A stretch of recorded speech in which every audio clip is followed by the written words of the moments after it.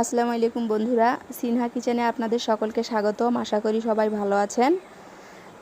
আজ পবিত্র ঈদে মিলাদুন্নবী।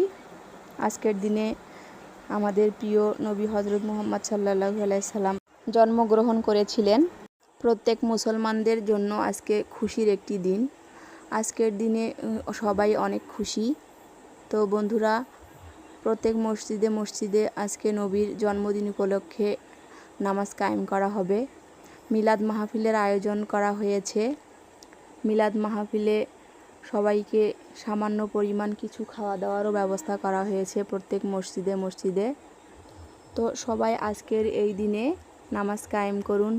আল্লাহর নির্দেশনা অনুযায়ী চলার অঙ্গীকারবদ্ধ হন। একে অন্যের প্রতি হিংসা বিদ্বেষ ভুলে যাবেন।